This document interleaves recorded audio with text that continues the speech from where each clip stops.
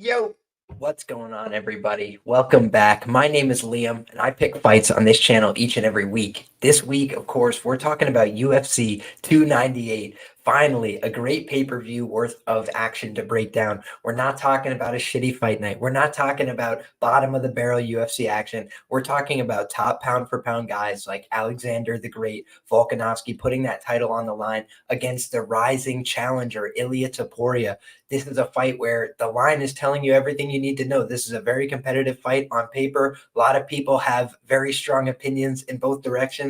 So I'm extremely excited to break down that main event fight. I'm extremely excited to break down this high quality action. We've got pay-per-view level fights throughout the card. We've got really high level ranked contenders, and we've got the sharpest chat in the game live with us, ready to break down all the action. So guys, if you don't mind, let's drop a like on the video as we get started here so other people can find the stream, and let's break down the main event as we always do on First Look. If you guys are new here, welcome aboard. Appreciate you being here. Want to say right off the top, this is my first look at the card, right? I've done some preliminary research. I've taken a look at some of the trends. I've taken a look at some of the background, but I haven't done my full tape study on these fighters. So I could have different opinions by the time we come to you for bets and banter on Thursday. But what I like to do is try and put you guys in an early position to, break down these fights and think about them the same way that I'm thinking about them. So without further ado, let's start as we always do, guys, with this main event of the evening. And it's a fascinating, great fight where we've got Alexander the Great Volkanovski taking on Ilia El Matador Topuria. 26-3. What a fantastic record for the champion in Volkanovski. He is coming off a loss. Granted, that was up at 155 pounds against another pound for pound fighter in Islam Makhachev. So really no shame in that loss. He also took the fight on short notice. So you can give some credence to that. On the other side here, Ilia Topuria, he is 14-0 as a professional fighter. He's got wins as a lightweight in the UFC. He's got wins in the featherweight division as well. His last time out, he went out there and earned that 5-round decision with a beatdown of Josh Emmett, a perennial contender in this 145-pound division. So when I think of this fight on paper, I say to myself, you got the two right guys. These are the two best guys right now, in my opinion, at 145. Certainly, they're the two most deserving of this shot. I think Movsar another guy who's kind of lurking around there. But when you look at the difference between Ilia and Movsar and why one guy has gotten promoted more quickly up the ranks, I think it's obvious to me. It's that Ilia is going out there and finishing fights in impressive fashion. He's putting guys down. He's landing big, devastating kill shots. He's putting guys in submission holds, and he's putting people to sleep, and when you look at how the UFC likes to market these fights, they like guys that are aggressive. They like guys that are finishers. They like guys that go out there and put a stamp on these wins. And I think that Ilia does a lot of things right by the company's standards. When you look at a title challenger, what are they looking for? They want a guy who's brash. They want a guy who will talk the talk. They want a guy who will sell pay-per-views. They don't want a guy who's going to be sheepish and say, hey, maybe it should have been me. Maybe it should have been the other guy. Maybe I'm going to beat him. Who knows? They want guys that are going to go out there and state their claim and say, hey, this is going to be me. This is my time. And whether it works or not, this is a business. It's a fight promotion. So it's not a fight, tournament of friends. It's not a fight, friendly banter competition. These guys really are competing for blood and money, right? It's a serious business. So, I don't begrudge either one of these guys for the way they're approaching it. Volkanovski's not being a nice guy about it, right? He says, I want to go out there and humble him. I want to go out there and beat him down. I want to go out there and make him eat these words and all this and that. It's not like he's saying, hey, I'm going to go, out there and teach him a lesson, as a nice young man. No, none of that. This is the fight game, right? Both of these guys are going to be mean. They're going to be vicious on fight night. And I think that it's a fascinating fight for that reason. On the one hand, you've got the technical, genius that is Alexander Volkanovski. He goes out there in the toughest fights, in the 5-round wars, and he goes out there and he shows these depths of skill. He shows the ability to compete over, 5 rounds. He shows the ability to dominate somebody like Jose Aldo in his prime, back in Brazil, right? 3 rounds to 0. Maybe Aldo didn't want to be in there anymore, right? Kind of discouraged him from even fighting back. You've seen so many layers from Volkanovski over the years. He is a tremendous fighter.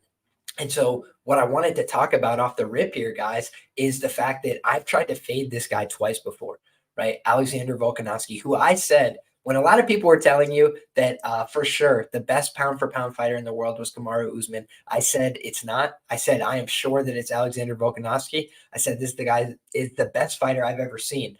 But even the best fighters lose, right? I had kind of felt like Usman, his time at the top was a little bit more manufactured. Not to say that he wasn't great, not to say that he didn't have great wins, but just to say that this guy, Volkanovski, went out there and earned it in blood in the featherweight division, which is stacked with talent. Which you look at the guys that have come through this division, it's absolutely unbelievable. And I look at what Volkanovski had accomplished, the wins over Aldo, the wins over Holloway on multiple occasions. And I just said to myself, man, you can't deny what this guy is accomplishing. But I tried to bet Brian Ortega against him, right? Plus 150. Brian Ortega. At the time, what was my logic? Why would I bet Brian Ortega against this guy? I said to myself, man, Volkanovski is a little bit small for this division, right? And I think that, he could put hands on him, right? I think that Ortega could maybe hit him with something big. He has those crazy uppercuts. He's got those straight shots. I thought maybe he could hurt him and put him down, which we did see. At one point, he caught a kick, landed a big left hand, and dropped Volkanovski to his back. I wouldn't say that he necessarily knocked him down, but he knocked him off balance, knocked him into a grappling exchange. And then, he was going for the mounted guillotine. He put him in that triangle. T-City, right? He went for the triangle. He had everything that he was looking for. And what I saw in that fight was the heart of a champion, right? You saw ultimate resilience from Volkanovski, and we saw him go to another level when he got put in those bad situations. What a good fighter would do is get out of them, right? Survive. That's the key, right? When you're in a terrible situation, the key is to survive.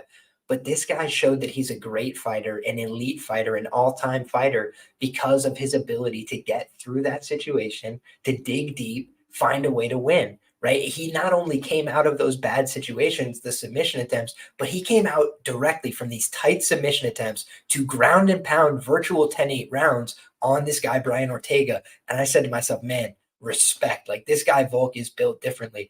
And so on his title run, the rest of the way, I was basically betting on this guy. People were telling me, you got to bet on Max Holloway. I was like, no, I can't do that. I was like, I got to take this guy, Volkanovski. I think he just has his number. And I even took Volkanovski inside the distance against Korean Zombie. I took Volkanovski inside the distance against Max Holloway, and it came, closer to cashing in that third iteration than almost anybody has against a guy like Max Holloway, one of the most durable fighters in the UFC. And I truly believe that if he did not break his hand in that fight, he would have knocked Max Holloway into another dimension. He was just, boxing circles around him that night. He was simply levels ahead that day. And when you look at the fight on paper, you say to yourself, so how could you ever get to fading him again? And I'll tell you the truth. Last time out against Yair Rodriguez, I had thought that it was always going to be somebody that was a dynamic finisher, right? Why did I bet Ortega? I thought he was a dynamic finisher. Max Holloway, for all the great things you could say about him, he's more of a volume puncher. He's more of a tactical fighter. He's not the most dynamic finisher in this featherweight division. So when I looked at a guy like Yair, I said, man, at plus 300, I'm not taking a huge bet. I had a very small bet on this guy. And I said to myself, at plus 300, how wrong could I be? And at the time, right, it was Yair plus 300 and it was Dricus du Plessis plus 300. So I just had a simple theory, which was if I bet on both of these guys, one of them's going to win. And I bet on both of them, and Dricus du Plessis won the fight. And I've been betting Dricus du Plessis throughout his run. And that was the confidence I needed, right? 2 plus 300s. I was like, man, one of these is going to come through. And now, my regret looking back at that was that Yair, he's always been the bridesmaid, never the bride, right? He's kind of had these big moments in the UFC, but that title win over Josh Emmett, was a little bit manufactured. And when he stepped up to the real title opportunity, it's not like he didn't have a chance. It's not like he didn't go out there and compete, but the lack of takedown defense, the lack of sophistication in the grappling, I think was a problem. And Suzanne in the chat says, don't forget Volk headbutted Yair and rocked before the finish. I actually think that was a huge factor, in that fight as well. Yair was getting a little bit outclassed. He was getting taken down. He was getting beat up. But I also think it contributed to the finish. And I think that Yair is dangerous throughout the fight, right? We've seen that throughout his career. So, to have that fight kind of cut short by that clash of heads, I'll say even, I won't even blame it on Volk. I'll say it's incidental. But let's say it's incidental contact. It still really robbed us of what could have been, some more competitive rounds, some more competitive minutes there. And I truly think that a guy like Volk, he's competing for every minute of the fight. He's a very, driven fighter. He has a will to win that's very strong. But we've also seen that cost him, right? His bravado, his ego, let's say, was what caused him to take that Islam Makhachev fight. When he said, right after the fight, hey, I was drinking every day. I was unprepared. I shouldn't have taken that fight. And now you're looking at a guy who's making what amounts to a turnaround 3.5 months later. That seems to me like not enough time to bounce back from a knockout loss with a great amount of preparation. Am I saying that he's not coming in great shape? No, of course he is. But, typically we talk about when somebody gets a brutal knockout loss, you want to see him take 4 months, 6 months, 8 months out of the cage to recover, to let their brain have some rest. And, he's a guy that's 35 years of age, right? Maybe he doesn't have the time to do that at this stage of his career, to take these big opportunities to get his career to the directions that he wants. But I just think to myself, like, is 3.5 months enough time to turn around from what amounts to the most brutal knockout of his career? One of the more damaging fights of his career. He gets dropped with a big head kick. By the way, guys, he got hit with several head kicks in that fight, not just one. So he gets hit with a bunch of head kicks, brains rattling all around there. And then at the end, guys, that finishing sequence was really, really brutal. I mean, he takes him down, and Volk, when I watched it just on the live broadcast, it didn't look that bad to me. Obviously he gets head kicked. That doesn't look great. And then it just looked like, Islam, like short shots, like trying to follow up, just get the stoppage, TKO type of deal. But when you watch it back on like those slow motion replays, he was like, bing, bing, bing. And you just see Volk going, dun, dun, just like all over the place, ping pong in his head all around. So when you look, it's not to say, and Jay Will says, Michael Johnson turned out okay. I think he had a little bit longer of time off, my man. I think Michael Johnson was out of the cage longer between fights, and he fought Darius Flowers, right? Let's be serious. I bet Darius Flowers, but I was betting Darius on potential upside, and the fact that Michael Johnson was 4-9 as a UFC favorite. So when I look at that fight, I'm not judging Volk on like that's his best work, like that's the best he can bring against Islam. Obviously, it wasn't, right? He'd tell you the same thing. But what I am saying is, when Volk took that fight, it was a mistake. His trainers tried to talk him out of it, but he couldn't be talked out of it. He said, I want to be active. I need these fights. I got to stay in there. And now he's doing the same thing, right? I want this fight. I'm telling the UFC I need it to turn around quick. And that's what he said. He had said that from the outset. He said, I want to turn around and fight him in January. And I think the UFC basically said, like, put the brakes on that. Let's at least do February. And he agreed. And I think that's why we're here. But for a guy like Ilia, I think that this is an opportunity, right? And I don't think that this is an easy fight. It will never be an easy fight to fight Alexander Volkanovski, but timing is everything in mixed martial arts. I think that if you had offered him this fight at the same time that Yair had taken it last year, we would have even been having a slightly different conversation.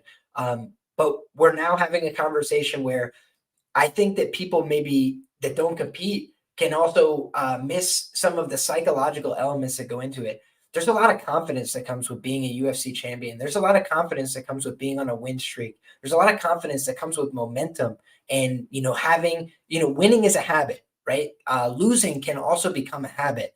And obviously when you've lost one time in X amount of years against the best guy in the world, it's like you can't really take too much away from that.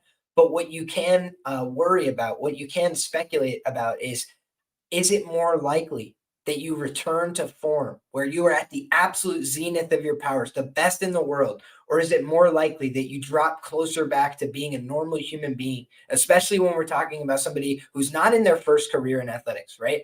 Goes from rugby to professional mixed martial arts, brutal career to brutal career. Goes from 250 pounds or whatever it was, whatever they say, 225 pounds, all the way down, to 145 pounds. So he's a guy who's lost a lot of weight.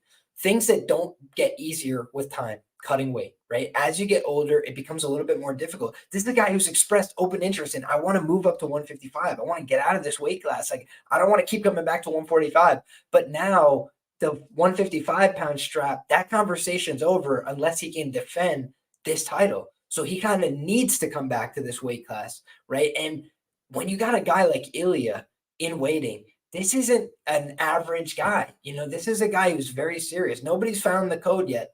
Nobody's cracked the code on this guy yet. So if you wanted to pick a guy like, hey, let's find a featherweight that could solve Ilia Topuria right now, you're drafting Alexander Volkanovski. I understand that.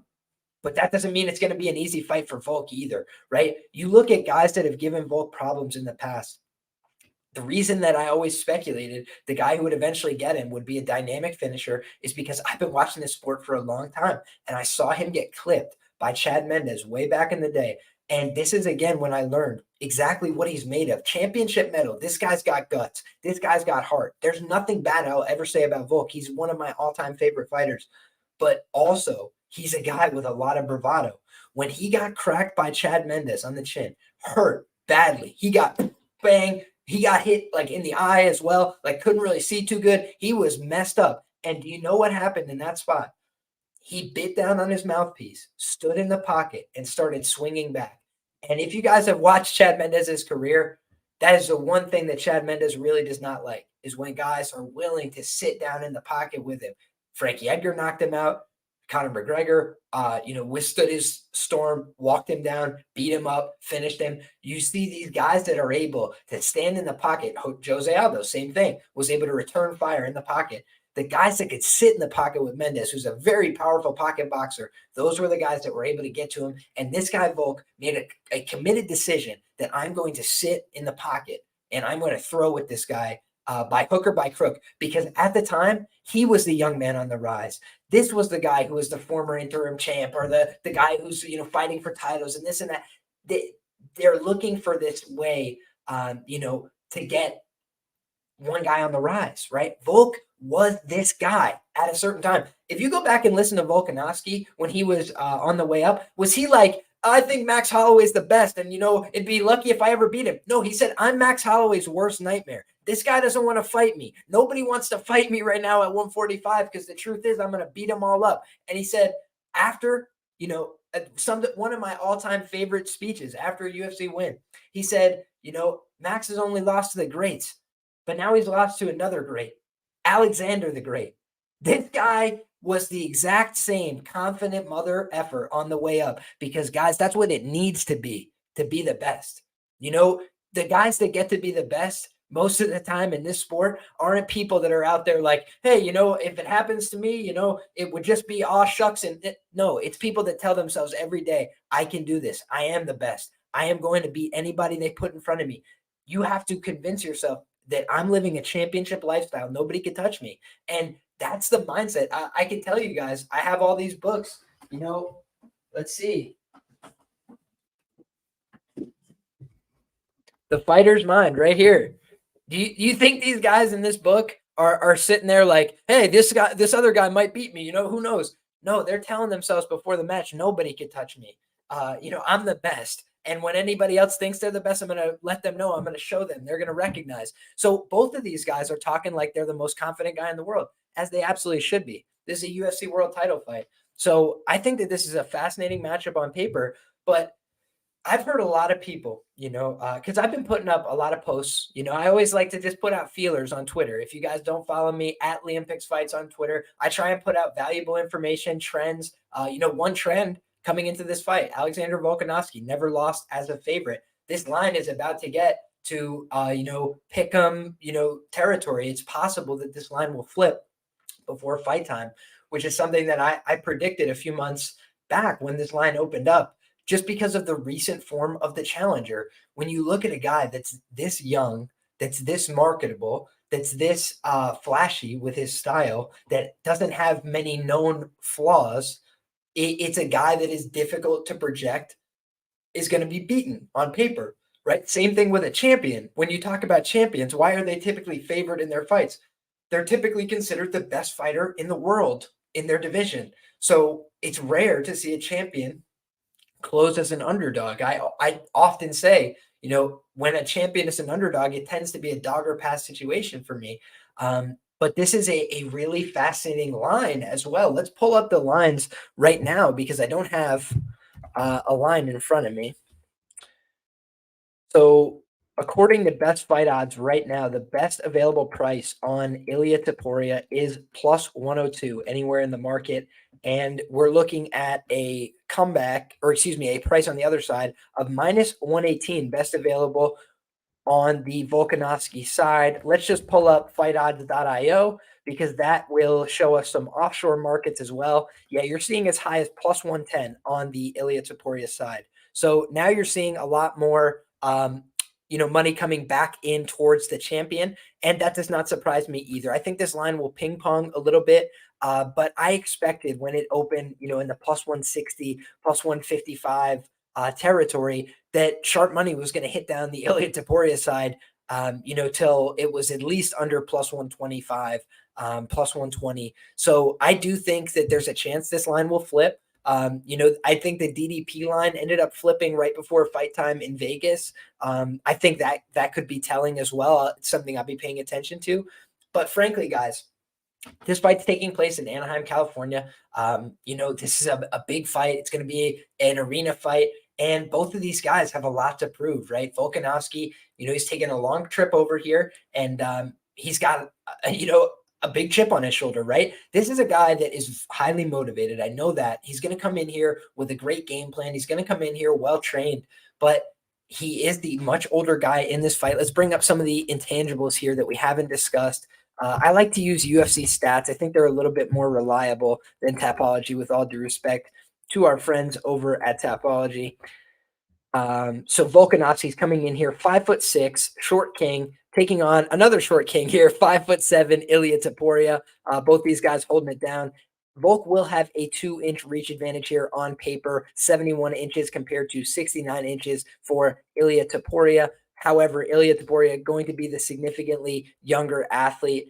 Circa's up to plus 112 on the Ilia Topuria side, according to Man of the Library. So shout out to him. But yeah, I think that this line is a little bit all over the place. It's about plus 110 on Bet Online as well. Shout out to Ghost. Very sharp, very analytical. Check out the account on Twitter for some great threads. Topuria seems cool, calm, collected. I totally agree. I agree with that statement. I'm looking through the chat here, guys. I want to shout out the sharpest chat in the game here. Suzanne says, I think Liam will go with the younger fighter, LOL. I do not always go with the younger fighter. Remember, I went with old Nicholas Dalby to get the job done against Bonfim, right? I've definitely switched it up over the years. It depends on the matchup. But in this case, I am going to have to pick up, on the Ilia Topuria side, right? I think that I'm going to have to pick Ilia here. And it's a pick that I'm going to consider over the course of the week, right? I'm going to retape this as well. But when I look at it on paper, I say to myself, Ilia Topuria, I think, has a insane amount of power in his hands. I think that he also is a tremendous grappler. And I think that people don't understand maybe how good he is with his wrestling, with his grappling. I hear people saying they think Volk is going to take him down easily, put him on his back, beat him up from there. If that happens, I'll just have to be surprised. I don't see that happening at a very high clip. I think that Volk is a good wrestler, but I think there's a reason he transitioned his style to being one of the best strikers in the division. And I believe that was because his wrestling does not translate against the very best guys. I think that he was able to take down Islam a little bit late in the fight as he started to tire. His counter wrestling is phenomenal. But when you look at Volkanovski, I think that a lot of guys that have tried to challenge him with the wrestling and the grappling haven't had much success because they haven't established any respect with the striking first. And I think that the guys that have had success, like Islam, were able to establish that success on the feet. I do believe in this fight, Ilia Topuria can compete in all phases. I think he's live to win the fight by all methods. I think the same is true for Volkanovski, except for I would be pretty surprised if he submitted Ilia. unless Ilya's like exhausted. I just think Ilya's a better submission grappler. I think he's a little more astute in some of those positions. I think Volk is coming along. I think he's highly developed as a fighter in all areas, but I do believe that he's a little bit more aggressive with his hands. I think that he's got an ability to win this fight by decision, of course. But when I look at this guy, Ilia Topuria, I say to myself, I think the UFC would love to have him as the champion. I truly believe that. I think that he's young enough to have 20 more fights with the organization. I think that he's marketable.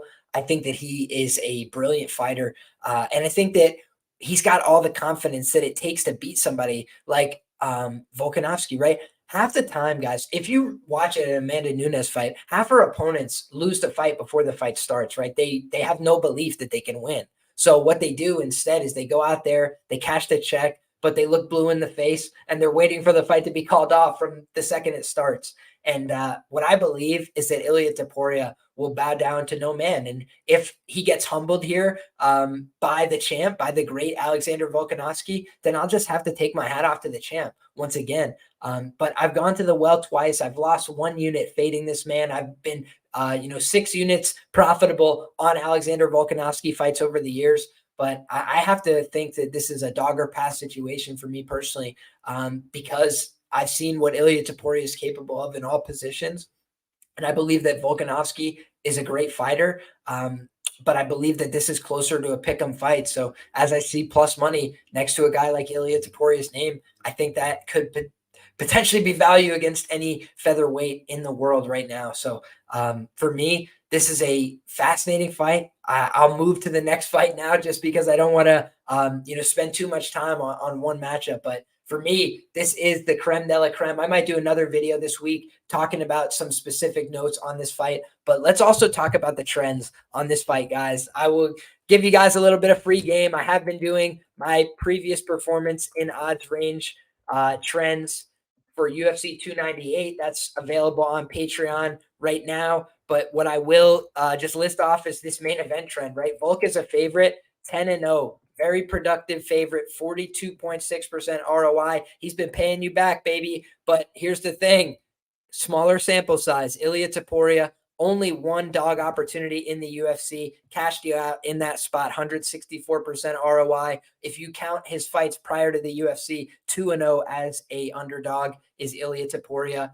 For a generous ROI. So neither one of these guys has lost in their current odds range. Ilia Topuria never lost at all. So this is a fantastic fight. But for me, I got to take the younger guy in this spot who I think is coming in with a little bit more momentum against the guy who is great, but is coming off a knockout loss. I think that could affect his confidence. I think that could affect his ability to compete at the highest level. And I also believe it could affect his chin and his durability coming into this spot. And I think that we've seen his chin and his durability was something that could have been questioned in the past. It has been cracked by Chad Mendes. He was knocked out at 170 pounds earlier in his career by a head kick. So we've seen evidence before that Volk can be clipped. He can be knocked out. That's a way to get to him. We've seen him put in dire situations with the submission attempts. That's a way to potentially get to him. And we've also seen he's fought to very competitive, close decisions. Max Holloway in that second run, a lot of people thought he deserved the nod there. So it's not like Volk has gone through all these fights without any slight blemishes. I think he's the best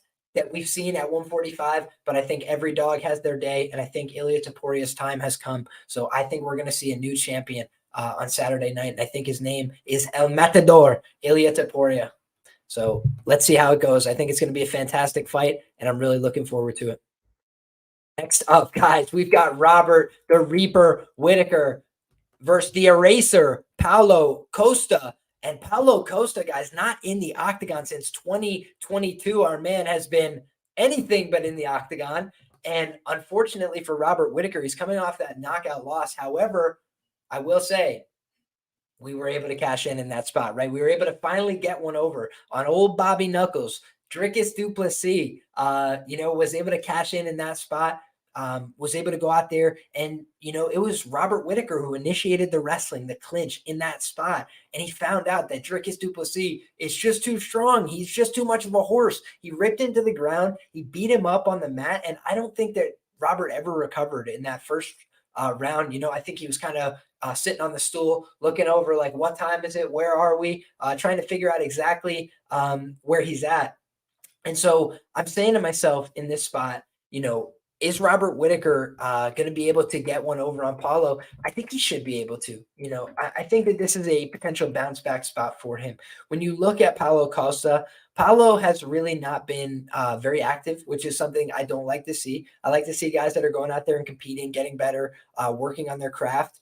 And for Paulo, what we've seen a lot of is inactivity. We've seen a lot of joking around. We've seen a lot of, pulling out of fights. And I don't think the UFC really takes kindly to that either. So I think that's why they're giving him this tough matchmaking. I don't think he really wanted this fight with Robert Whittaker. Also, I just got to stop the chat for 1 second and shout out to Greenbelt Warrior for the $20 dono. Oh my. Thank you so much for the $20 dono, Greenbelt Warrior. I got to absolutely cheers to you for that. Cheers to you for that.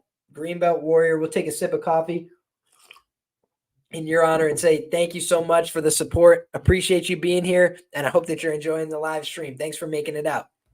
Now, the question that Man of the Library asked is, 1 year ago, Volk was the pound-for-pound best fighter in the UFC. Yes, I was saying it, right? And he fell off that much.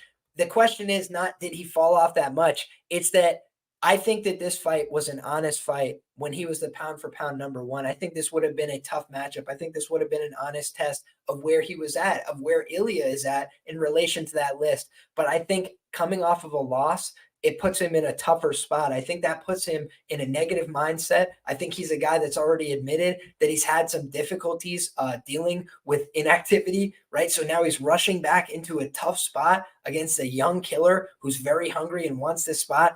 Yeah, I think it's a really tough spot for him. And I think circumstances and timing are everything in combat sports. So for me, that is really important to me. But back to this fight, Robert Whittaker is a guy that his chin has given him flashes, right? 9-3 career to the knockout. But when you look, that's definitely been his recent flaw, right? He got hurt in that Dricus du Plessis fight. The Marvin Vettori fight, he absolutely danced circles around him. That was an embarrassing one. I thought Marvin was going to test the chin. No dice. Then you look at the Israel Adesanya fight. I thought that he went out there and gave an honest competition. He did get hurt in that fight as well, but he really went out there and competed well with Izzy. So I didn't feel stupid for betting the Whittaker plus 550 decision prop in that rerun. I bet it for small. It wasn't a huge bet for me, but just thought that he was going to compete, make it a close decision. I think it was 48-47 Adesanya across the board. I mean, nothing wrong with that for me. So when I look at the Kelvin Gastelum fight, another one where he kind of won that one easily going away. The Jared fight, he got hurt pretty bad. The Darren fight, he got hurt pretty bad. The Izzy fight, he got brutally knocked out. So you just look, there's been a long run of guys hurting him badly. And so that does make me think, this is probably a fight where I just don't want to get involved because Robert should win. Robert should have the advantage here. But I do just think it's always possible he gets clipped on the chin, right? And I think that when I look at a guy like Paulo, that's what he brings to the table. He's a big muscle-bound guy, but he does have knockout power. When he gets people clipped, when he gets people hurt, he does normally find a way to close the show on them. So I do think that this is a fight where I got to favor Whittaker. I just think he's got more skills. I think he's more serious. I think he's more committed. I think his training's more real.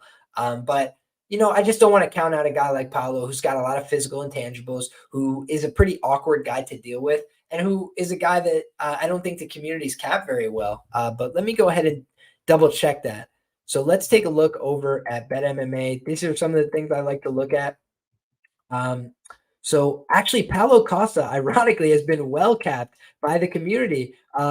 It's just been me, so shout out to the community. Y'all doing a good job on Paulo Costa. He has won the community plus 678 units at a 16% ROI. If you've been backing him, you've been making money. You've been fading him, you've been making money. So people have known when to get on and off the train with this guy, Paulo Costa. And we have seen that the favorite has won the vast majority of Paulo Costa fights. So when they expect him to win, he wins. When they expect him to lose, he hasn't done so good yet. So I think this is a fun fight, but I do think it's a fight that's set up for Robert Whittaker to get back on track. So I'm going to go ahead and pick Robert Whittaker here. And I think everybody's expecting him to get it done by decision. But Paulo Costa in that last fight looked very fatigued against Luke Rockhold. I haven't liked some of the medical things he's been dealing with outside the cage. And if he's really not that serious about his fighting career, I mean, Robert Whittaker hits hard. He seems like a guy who's pissed off about that last result. And I wouldn't be surprised if he went out here and tried to make a statement. Last time that he fought a serious striker that was trying to kick him in the head, Paulo ended up folding up the shop in that fight against Israel Adesanya. So I don't think that is like a lock or something, but I just think that, a lot of people are out there touting and expecting Robert Whittaker by decision. And I think that's very possible. But I could also just see Robert Whittaker going out there and knocking this guy out because he's a very, he's a very difficult guy to deal with. He throws big high kicks. He just has a weird style. Whittaker has regressed some in the last fight. Paulo will wrestle him since he was going to wrestle Khamzat. Interesting. Whittaker said in an interview he wants the KO. Man, I didn't even hear that, but that's ironic because I think that he's going to go for it. Whittaker beat Vettori. Costa lost to Vettori. Math adds up. Yep. I think that this is a Whittaker win, and I think he could surprise people with the finish here. Let's move along to the next fight where we've got an Irishman, Ian Machado-Garry. He's spending his camp at Box, right? He was training with Charles Oliveira and the crew. So, he's going to go out there and attempt a Darce choke with 3 seconds left like he did against Neal Magny, huh? This freaking guy in the sub prop. But when you look, this is a fight with Geoff Neal that should be another fun fight. This is in the welterweight division. Sip of the old coffee. I hope you guys are enjoying. It is now 11:27 local time. So peace, love, and chicken grease to every one of you guys. If you're drinking the coffee, if you're drinking the water, cheers to you. Whatever's in your cup, it's all love. Costa versus Rockhold was at high elevation in Salt Lake City. Fair play. Fair play. I know a lot of people gassed out in Salt Lake City. That was a good night for me, though, so I like Salt Lake City. All right, here we go. We've got the 26-year-old Irishman, Ian Machado-Garry, taking on the 33-year-old Geoff Hands of Steel Neal. And this is another fun fight because on the Geoff Neal side, he's got powerful punching. He's got good head kicks of his own. But I think that what's held back Geoff Neal at times is that he doesn't have the most adaptability in his fights. We've seen at times guys have been able to adjust on him. And I had a big bet on Stephen Wonderboy Thompson. If you look back, one of the first videos I ever made making content was about, why I thought Wonderboy was going to win, or if not, it was about why Wonderboy did win. And it was like a recap video of my bets that night on the Wonderboy fight. But in any case, that was a very long time ago. And when I look, I just say to myself, I got a guy in Geoff Neal who he definitely has power, right? And he comes out of a pretty solid gym, but I was listening to an interview and he does like a job as like a waiter when he's not in training camp. He seems like he's got a lot of other obligations and stuff outside of fighting. And so obviously he's buckled down. He's taking this fight camp seriously. He's getting in good shape. But you look at the Ian Garry side, and I just think he's got a little bit more resources, right? He's got a little bit more ability to go around, and he's getting the best training in the world, bouncing around gym to gym, which some people will like, some people will not like. But I just think that he's a guy that's very savvy. I think that for as maligned as he is in his public persona, and I get it, right? He actually annoyed me as well, was bothering me with the fact that he's going out there, not finishing the fights and, really not putting a stamp on it and talking more than he was delivering and some things like that. It was kind of bothering me as well. But when you just watch the skill, he's a very high level guy. You can tell that Ian Garry's thoughtful in his approach to fighting. And the Song Kanan fight, that I think was a low light for him where he got clipped there. But the way he responded to me was good. Didn't go out, and just quit like some of these other guys we see, right? Some of these guys, they get punched, the fight starts to get tiring. Things don't go well. And when I think about this, I say like, man, Ian Garry, he's long, he's dangerous. And I think that his ground game is underrated. I say it every fight, and he just goes out there and strikes with everybody. He likes to strike. He's a striker by trade. But if you look at his Cage Warriors tape, he was fantastic on the ground. It just looked like he was levels above these guys. And obviously, Cage Warriors grappling is one thing. But you look at that Neal Magny fight, and he's getting easy takedowns, and it looked like if he wanted to, he could have locked up that Darce choke at any time. But instead, he waited till right at the end. I think that he almost has, this idea. He wants to prove he can go 15 minutes. He wants to show all his skills. And some of these guys, that's what they want to do, right? Maybe they're not prioritizing the finish quite as much. But he basically had Neal Magny, running away from him, kicking him in the legs, beating him up. And you don't have to like Ian Garry, right? I don't have to like Ian Garry, but I do think he is a good fighter. And I don't think that you should ever bet against somebody or on somebody because you like him or you don't like him. So, for me, right, I like Aljo. I think Aljo's a cool guy. But when he's fighting an O'Malley in Boston, I'm not laying the minus 200, right? You just can't do that. So when I'm looking at this fight, I say to myself, man, Ian Garry is coming out of Brazil. He's probably working on that ground game a little bit. He's working on that striking as well. And I have to look at one thing in this fight that I am not remembering off the top of my head.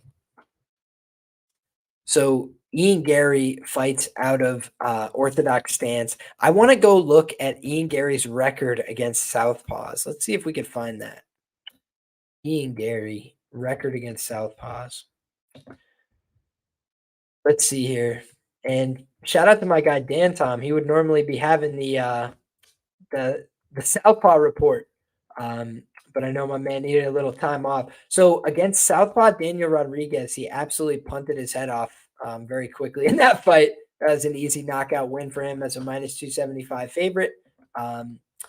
And it doesn't look like any of the other opponents really have listed stances. So I have to go back and do more research on Ian Garry's ability to deal with fighters out of the southpaw stance. But for me, that's the ultimate question here. If he could deal with southpaws, then I think he's going to be able to solve Geoff Neal because I think Ian Garry is able to go to the body. I think he's able to go to the head. I think he's able to go to the legs. And I think he's a pretty tough, durable guy overall. I think that if the fight got tough, I think if it got dirty on the feet, I think he would have to shoot takedowns, and I think he could do that, right? I think if he needs to mix this up on the ground, he can, and I think he could finish on the ground as well. We saw that one-arm choke from Shavkat, and I think part of the reason is you see the intangibles, the length, the ability to get that choke, the ability to set up these positions. Limb length can be very beneficial.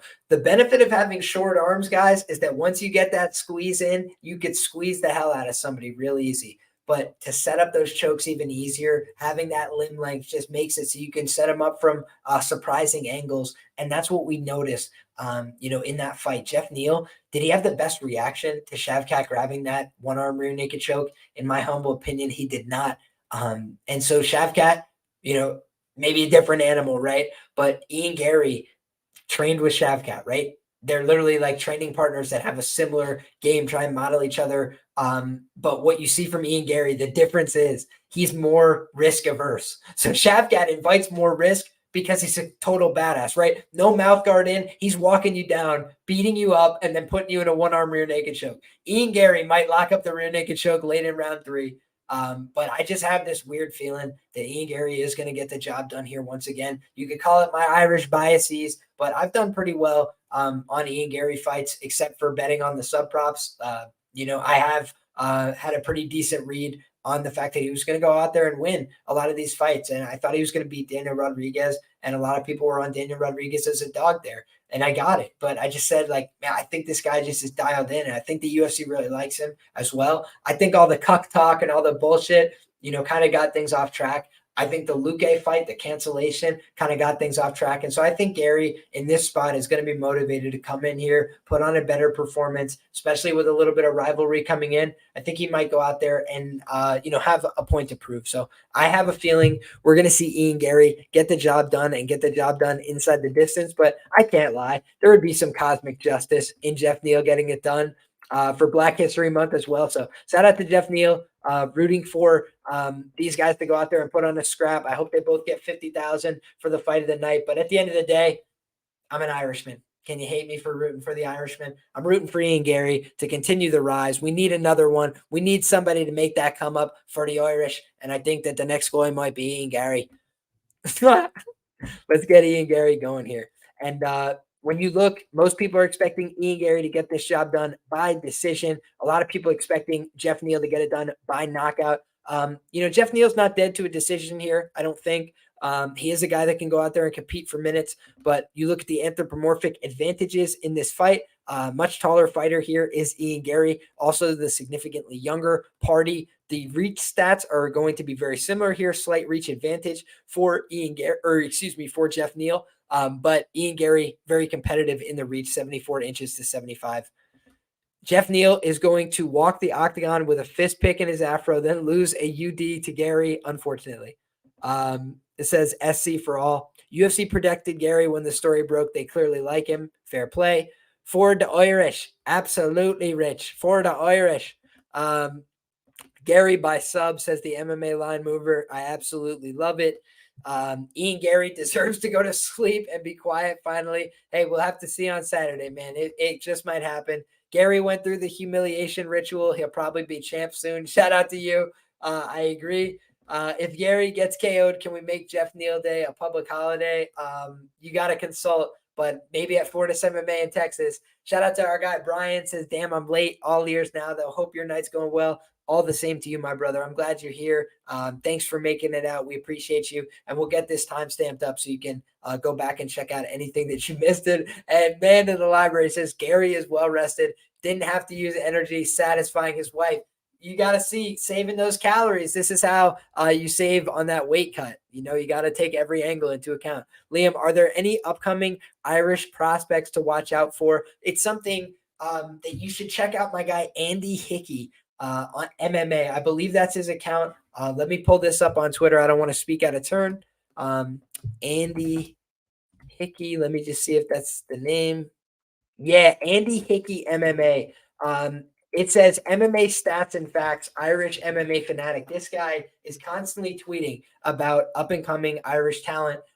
Probably the best resource that I am aware of for that kind of information. Also has a ton of great information just about the UFC in general. So check out his account on X if you don't already follow. Really good information. And I think that he would have some great Irish prospect for you. The one thing I would say is Don Kalin. I don't know exactly what his prospect status is. I don't know exactly how high he's going to go, but I like him. He's got that Irish energy, double middle fingers, went out there to scrap. So, I like the Don, and I want to see what he's got going on next, just because he left an impression. And, he was being a little silly. He was out there giving the finger to the French crowd, but I like it. Don't back down, right? Stick to yourself, stick to your guns. And he went out there to get booed. He got booed, and he took it all the way to the bitter end. So that's the way it is. We got another great fight here on this main card. You can't believe that there's this amount of depth, guys. Let's move to this next fight where we've got Merab, the machine, Dvalishvili. This is the one that Rich is waiting for, taking on Henry Cejudo, Triple C. Holy smokes, guys. What a fight that we have here in the bantamweight division, one of the most talent-stacked divisions in the sport right now. And what we're talking about is two guys that I absolutely love. Two guys that are after my own heart, right? What am I? You look at this.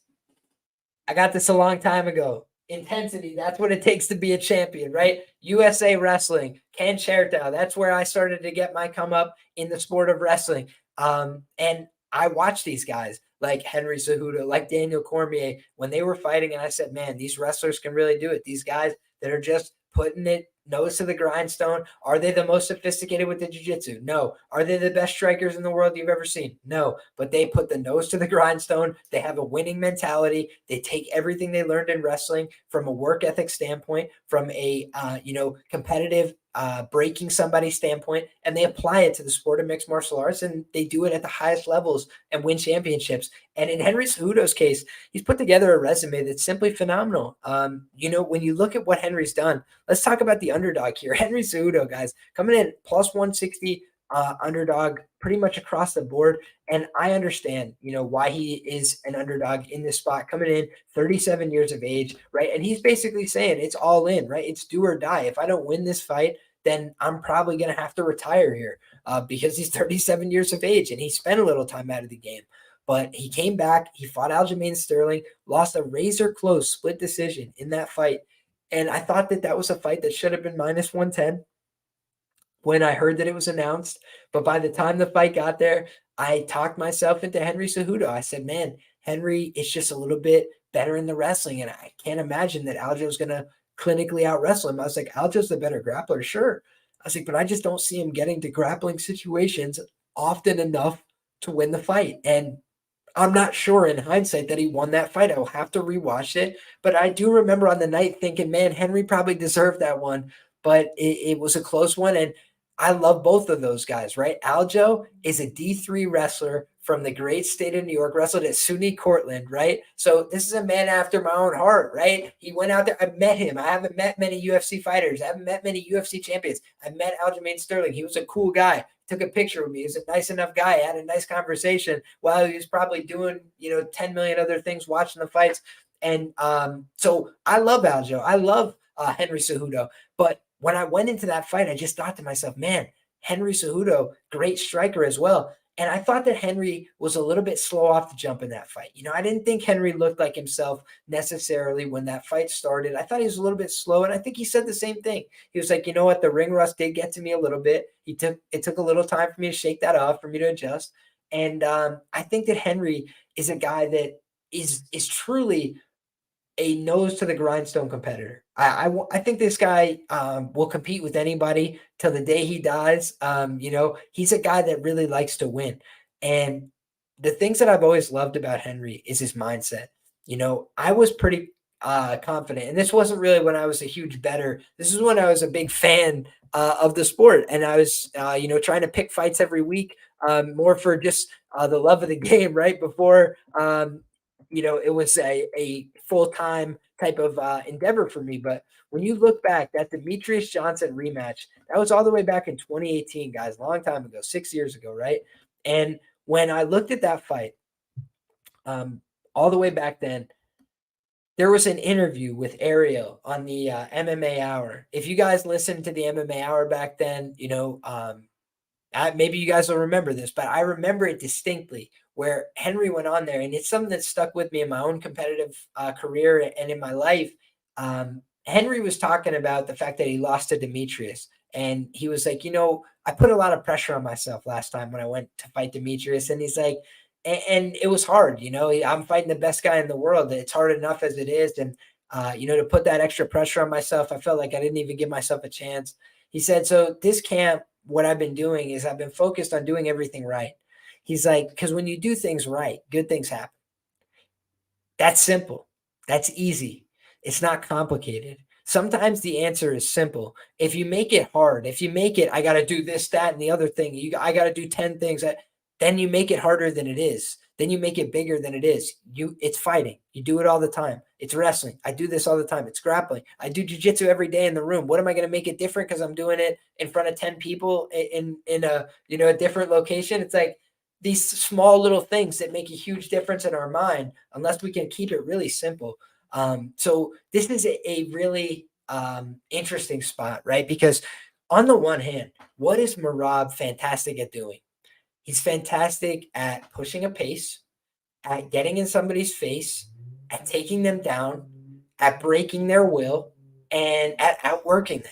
That's what Merab Dvalishvili brings to the table. That is why they call him the machine. And he is the younger party here. So maybe that's the idea, is he's going to go out there and outwork Henry Cejudo. But I do think to myself, man, Aljo is kind of like the big brother of the Merab and Aljo relationship, right? In the sense that Merab is elite with going out there and pushing that heavy pace and getting the takedowns. But what we've seen a lot is Aljo is like a devastating grappler, right? He takes the back and he puts people in really bad spots. I've often argued, I think you can go back and see on my Twitter feed way back when I have said before, like, do you guys really not believe that Aljo submits Merab in the training room with regularity? I mean, I think that definitely happens. Like, Aljo is a big bantamweight that has really good wrestling skill developed over the course of 25 years. Like, this isn't a guy that's been doing it for 5 years, 10 years, 15 years. He's been doing it 25 years. Plus, he's been doing jiu-jitsu for X amount of years along the way with Matt Serra, one of the brilliant minds of Brazilian jiu-jitsu, came up with my coach. My coach been training in the room with him 20 years ago, 25 years ago with Matt Serra. So you understand, like, these guys are lifers of the sport. And I think that Merab is great because of his intangibles, because of his will. You guys see the video that's going around. I mean, Merab's like the social media sensation of the week. And I love Merab, right? I love that he's getting this kind of social media rise and the acclaim because he has this awesome personality. He's a super easy guy to get behind. But he had the broken toe incident, right? And when you look, we've seen Merab in the past definitely get into some dicey situations. He has some incredible wins, right? Prior to the UFC, how did he get signed? That incredible spinning back fist knockout of Rafion Stotts put him to sleep. Absolutely fantastic stuff. He goes out there and he will shoot volume takedown after volume takedown. Last time out, I had to argue with people. They were telling me Piotr Jan's going to go out there and dominate this guy Merab. Merab didn't have nothing for him. And I was like, y'all must be tripping. Like, I was like, this guy Merab is going to go out there and absolutely put it on him, right? And I did think that Merab made a statement in that fight. He went out there and showed, hey, I can compete with my hands. I can compete with my feet. I don't just need the takedowns, but also when I mix it in, then I can really get ahead, And so what we saw, these guys like Duplessis and Merab, in my opinion, they're weaponizing pace. If you ever hear Chael Sonnen videos, right, he always talks about that, and he sometimes overuses it. But I truly believe that weaponizing pace is a great idea, right? I personally believe in it as like a very simple way to beat people in any kind of combat sport is simply to outwork them, to make them work harder than you, so you are less tired than they are, right? Like, it's a simple equation, but it really does work. And the problem, I think, is the way you can outwork somebody is volume, right? Or technique, right? Because if you have really good wrestling technique, then you know how to distribute your weight and put somebody in a difficult front headlock, right? Where they're bearing all the weight of you and them on their lower back.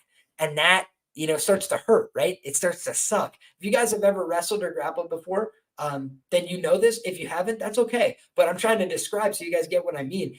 When you're going against somebody that really knows what they're doing and you're extended on a single leg, they're going to start pressing you. They're going to start cross-facing. Everything is going to be uncomfortable. There's going to be nothing free or easy, right? And so the question becomes, who's able to make the other person get tired faster?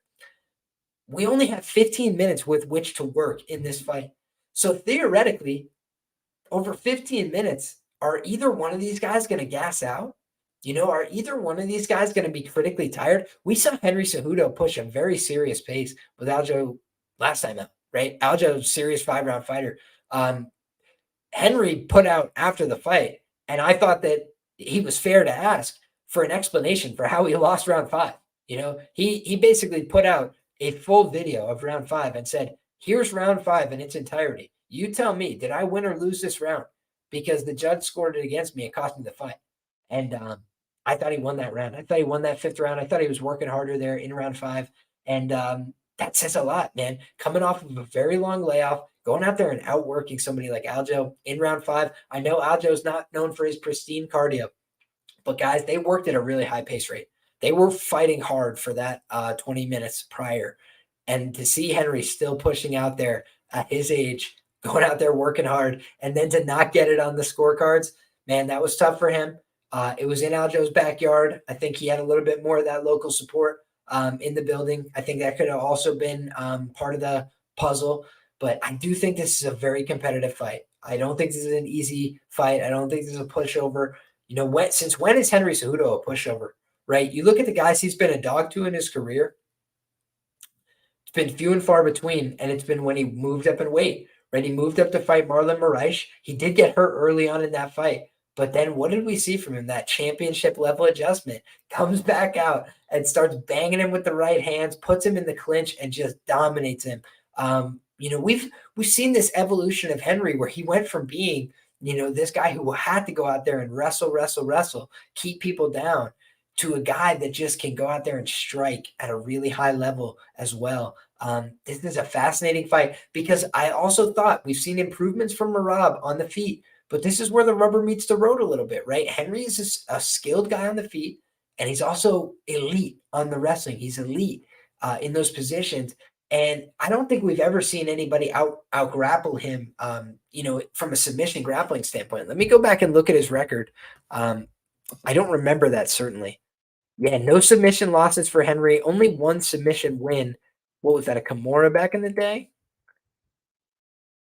Where was his submission win? We'll have to take a look at Sherdog because I'm curious. Oh, it must have been a submission to strikes. Yeah, somebody submitted to punches in the first fight of his career. That's what it is. Okay. He has not submitted anybody. So that's interesting. I don't think either one of these guys then necessarily is going to offer that much of a submission threat. It's probably going to come down to who can land the bigger shots and if either one of these guys is able to establish takedowns. So, yeah, I don't know exactly where this line is headed. To answer the question from Ben in the chat, he says, where does this line go? We do not know. That's a tough one. We've never seen Merab on the back foot. I do not see Henry not coming forward with some aggression. Henry's kind of weird to predict. Sometimes he does like to take that back foot karate stance and kind of keep his way out of the pocket. But I also think that at times, you're right, he does get aggressive. He does start chasing people into the pocket. And we've seen Merab, be in danger. This is the other thing I wanted to mention is we've seen Merab in danger in the Moraes fight, right? So both these guys fought Marlon Moraes, and Marlon Moraes is known for being one of the most dangerous finishers in the history of the bantamweight division. He put both these guys on skates. Both of them had to rally to respond in that spot. So tough fights, but excellent job from them. So when I'm thinking about this, I say, man, got this guy in Henry. The things that scare me about Henry are the fact that he's firing coaches and he's talking about potentially retiring after this bout. I don't like people to have one foot out the door. I don't like them to be thinking that, it can also create undue pressure, right? But when you're talking about somebody of a championship caliber like this, pressure can also create diamonds. So that's an interesting note. But then on the Merab side, we've seen him nearly choked unconscious by Ricky Simone. I would argue that he was not out there. I do think that Merab was awake. I think that the officiating of that fight was insane, moronic, a failure. But I think that when you look back, Merab was awake. He was, uncomfortable. So he was laid back down. But we've also seen Merab can be hurt. He can be rocked, and he can be in difficult fights. So I think that his last time out, he showed leveling up. He showed that he is primed to continue, potentially making this rise. But when you're talking about being 65% implied or more, right, approaching 70% implied against a guy as talented as Henry Cejudo in the areas where Merab likes to put the fight, I do have to just, believe it when I see it a little bit. It's not to say that Merab can't win. It's to say that I can't get to laying this big price against a guy like Henry, who last time out was a pick'em price with the champion. I thought fought, basically up to that line. So I felt like I didn't get any value. I felt like I made a square bet. But still, at minus 110, I felt like Henry Cejudo, that's probably somewhat accurate. Maybe minus 125 Aljo if you want to get aggressive with it. But, I just felt like it was a very close fight the way it played out. So for me, fantastic fight here. Two guys that really want it. And, maybe Merab can break through here. I kind of like both of these guys, so I won't be sad no matter who wins. But I just think that from a betting value standpoint, it would probably be a dog or pass standpoint for me. Rich says Henry couldn't choke a giraffe. And he also says that Merab is the mush of the week. So if you're curious what Rich is going to offer for the mush of the week this week, there you have it. Merab Dvalishvili is Rich's mush of the week. So we'll see if he can come through making it 5-0 or 2-0-2 depending on how you count the record, right, Rich? But next up, we've got the last fight here on the main card, guys. We've got Anthony Fluffy Hernandez taking on Roman Kopylov. And this is a fight where I want to start out by saying, from a betting standpoint, I think my more confident read on this fight is that this fight is probably not going to go to the distance, right? The reason I say that is you have two polar opposites, in my view, in this matchup. On the one hand, Roman Kopylov is a murderer on the feet. This guy's getting really scary with his striking. You see him putting big kicks to people's breadbasket. You see him walking people down with his boxing, with his linear punching, and you're seeing that he's doing a great job of hurting people. And then when he hurts them, just sticking it to them, taking them out of the fight, but also being patient, right? If he just staggers them, if he stuns them with a shot, he might not follow up. But when he has you hurt badly, he knows it and he takes you out of the fight. And I did like to see that. When I look and I say to myself, man, I got a guy in Roman Kopylov, and his takedown defense is pretty good historically in the UFC. Then I have to peel back the layers and I have to say to myself, but really, who has he been defending takedowns from? Josh Fremd. I think Josh Fremd is a pretty average UFC fighter, no disrespect, but I don't really think his wrestling or grappling is sensational by any means. Claudio Ribeiro, kind of a striker by trade. I was hoping that somebody was going to take it to the ground and get a submission in that fight. Claudio shot a couple takedowns, but unfortunately, he was unable to put the fight away in that spot. He was able to then get head kicked instead. But I thought that, Kopylov did show a little bit of interest in looking for the front headlocks, looking to break away from those clinch scenarios, though. And then when you look, the fight with Punahele Soriano, I mean, that was a coming out party. I believe he's a plus 135 underdog in that spot, and he was able to go out there and get the win and beat up Puna and kind of set Puna on a bad trajectory in the UFC, really threw him off.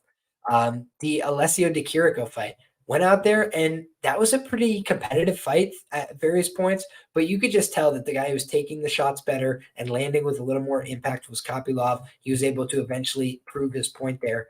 But the Duraev fight is where you see a little bit of cause for concern. I bet Duraev in that fight, definitely a little bit too big.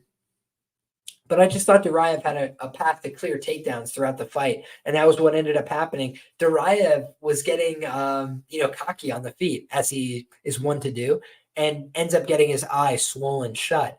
And then with a completely swollen eye, this guy was able to just go out there and fire through a number of takedowns, do a great job of lining up, the shots that he wanted, and then getting on top. And the things that were really concerning for me about Kopylov on the ground was just that Duraev was continuously mounting him.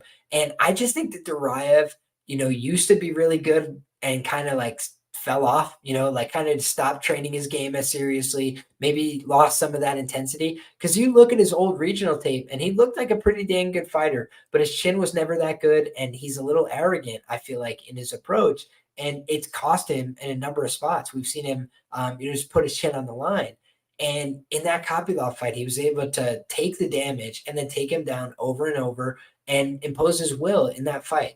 And we've seen other guys like, what's his name?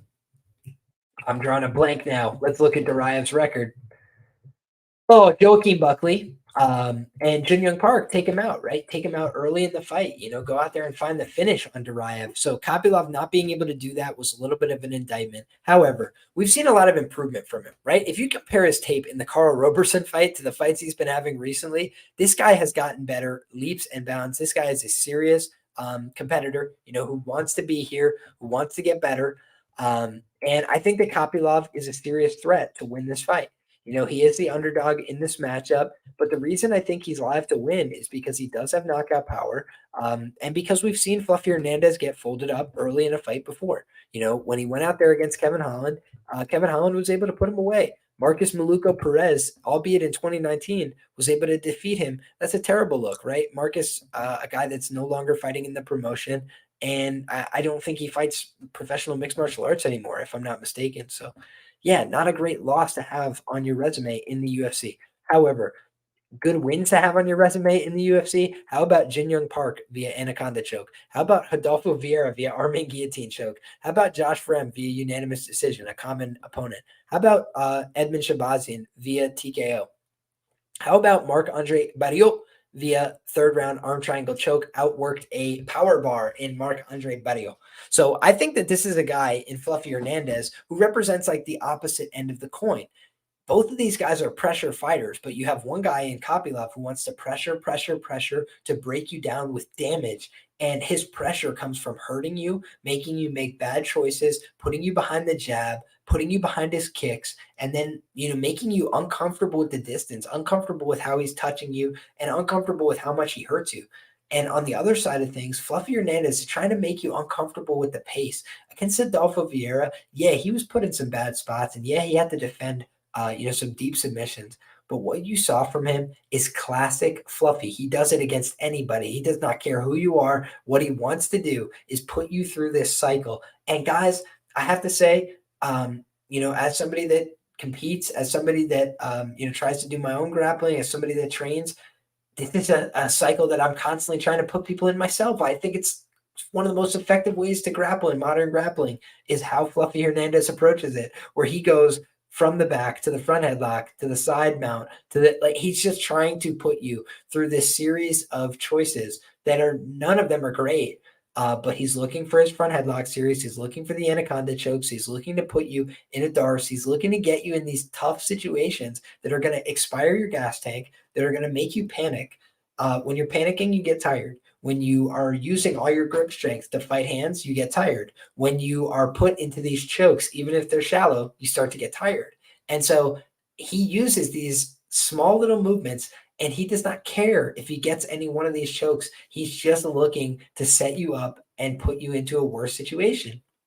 And what I love about Fluffy's game is he tries to replicate, certain principles that I think the Silver Fox, Kravel Pravik, is the one that I've best seen explain it. You can look up Faraz Sahabi and Kravel Pravik. I'm giving out game here, telling you guys things that I do in my own grappling, things that really help my game, but I truly believe in it. And he teaches a series on the guillotine where it's never about, just going for the guillotine to try and finish. It's about going for the guillotine to end up in a better position. And Fluffy oftentimes is looking to set up that seated katakatami that Jack Hermanson made famous, or that arm in guillotine that he used against Adolfo Vieira. He's trying to use one of those setups. But what he does is he keeps the knee on the inside, and then he puts the other knee over the back, or he starts to take the back, or he keeps one leg mobile, so that way he can always put himself back to the front headlock, or he can take himself back out of the situation, go for the back. And that kind of mobility, that kind of adaptability makes your grappling really lethal, because not only can he set up his submissions, but he can be a jerk, right? He can throw a couple short elbows to the body. He can start chipping away at your cardio from every spot. So for me, Albert Duraev was an ineffectual top player against Kopylov in ways that we will not see from Fluffy. However, Fluffy may not have the same consistency and ability to get the takedowns, so he could get finished on the feet in this fight. For me, that's why I like this fight not to go the distance. I just think both these guys are so dangerous. I think Metahuman Project hits the nail on the head. Very binary fight here. And I just think with the two binary outcomes, I do think more often than not, we will see one of these guys get a finish on the ground or one of these guys get a finish on the feet. But I just think that this fight is so volatile and explosive with two guys that are fun finishers. I think we're going to see somebody get finished in this spot. Great fight, and I'm really looking forward to it. So I guess if I had to make a lean here, I'd go Fluffy Hernandez because I'm a grappler myself. I like to see grapplers get the win. He's an American as well. I'd like to see him go out there and get one for the Americas, for the weed smokers, for the, fun-loving BMFs. But he also has his task cut out for him, right? I'm not sleeping on Roman Kopylov at all. And I do think he's live to win this fight by knockout 100%. Next up, folks, let's talk about the preliminary portion of the evening. I just want to say, if you don't mind, get subscribed to the channel if you're new here. Drop a like on the video. We're talking all the fights here at UFC 298, full card breakdown, giving our first look at the card, but also want to let you guys know we'll be back for Bets and Banter with myself, with Rich. I'm up about 10 units on the year so far, around a 50% ROI. So wasn't a great week last week, but still happy with the results that we've had. Excited to get back on the horse this week, try and get another winning week under our belt. And our guy Rich has been absolutely crushing it. I think he's plus 30 units or more so far this year. And we're not long into the year. So the guy has been absolutely putting these units away and doing his thing. So a lot of people, hating on Rich in the comments, saying they're faded. I don't know how you're fading and not going broke, but God bless, man. However you make your money, it's the good guys versus the bookies each and every week. That's how we believe on this show. So we're always just trying to give you guys winning information, and I hope that you guys appreciate that fact. If you have questions, comments, concerns, go ahead and drop them down in the comment section below. Appreciate the sharpest chat in the game for rocking with us. Next up, guys, Amanda Lemos and MacKenzie Dern, the all-Brazil matchup of the century. Another binary fight, right? We've got MacKenzie Dern, grappling world champion, a fantastic black belt, an elite finisher on the ground, especially prior to the UFC. But what we've seen from MacKenzie in mixed martial arts is she sometimes struggles to get the fight to her phase. We talk about this where, in order to grapple effectively, you have to be able to get the fight into your phase consistently. And for MacKenzie, that's sometimes not been the case. Her takedown offense is not great, right? Her ability to go out there and leverage double legs, single legs, trips, it's not always there. But what we have seen is that when it is there, she can be extremely dangerous on the mat for these women, not only with her submission skills, but we've also seen in recent bouts like the Angela Hill contest that when she gets to the top position, she can be dominant and efficient and brutal with her ground and pound at times. So I think this is a fascinating matchup. On the one hand, right, we have Amanda Lemos, who is strong, physical, Brazilian, striker, fast. She likes to go out there and throw front kicks to the face. She likes to go out there and throw big, powerful punches. And she does, in some ways, represent a similar archetype of fighter to Jessica Andrade, who just went out there and handed MacKenzie Dern a brutal defeat in her most recent contest.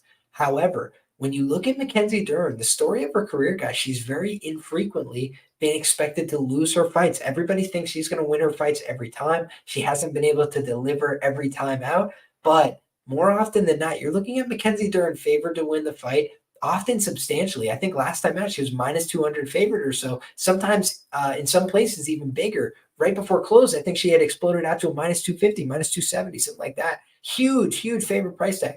Now you're seeing she's plus 170 in this comeback spot. And the one thing I'll note here that I think could be interesting is I bet Jessica Andrade by submission plus 600 against Amanda Lemos. And the reason I did that was very simple and straightforward. One girl was training Brazilian Jiu-Jitsu for like 15 years, 20 years. She was a black belt in Brazilian Jiu-Jitsu. She was doing camps in Las Vegas dedicated to Brazilian Jiu-Jitsu, working with girls on, just training her grappling and her wrestling. And, her nickname's the pile driver. She's strong. She's physical herself. And if you guys remember that fight, Lemos is actually landing clean on Andrade, right? She's walking her down. She's hitting her with some big shots. And then all of a sudden, Jessica Andrade says, enough of this. I'm sick of that. It just grabs a hold of her, locks her up in that standing head and arm choke. And I got to say, it's one of my favorite UFC submissions of all time because my read, I felt like was perfect. I said, you have a jiu-jitsu black belt against a dancer. Right. And I didn't mean any disrespect, but like if you've been doing jiu-jitsu 5 years and somebody is a high level black belt fighting in the UFC, that's just different levels, right? That's going to look way different. And that's exactly what we saw. And you saw that when Andrade was getting hit, she was not liking it, right? She was having bad reactions to the punches from Lemos. But what she did is she forced her to grapple right away and she panicked way worse. So Andrade didn't like getting hit, but she didn't panic. We saw panic and fear from Amanda Lemos. Guys, tell me if I'm wrong. You guys go back and fact check me on this. Watch the fight. But when she gets locked in that standing head and arm choke, she has this expression on her face. Ah! She is literally like she saw a ghost. Her hands are up in the air. Like there's no fighting hands. There's no creating space. There's no answering the phone. There's no none of that. There was sheer panic. She felt like she was going to get her head popped off, maybe. I don't know exactly what she thought, but she ended up giving up in that fight. And I did not like that look from her. So that was a spot where I say, Amanda Lemos is not a bad fighter at all, but she is not as developed on the ground as somebody like Jessica Andrade or somebody like MacKenzie Dern at all, frankly. Suzanne says Andrade choking Lemos is more strength based, and I don't think Dern is that strong. I think you would be surprised by how strong Dern is. We've seen her hold herself up for like 3 minutes with a standing Kimura against Tisha Torres. She's extremely strong.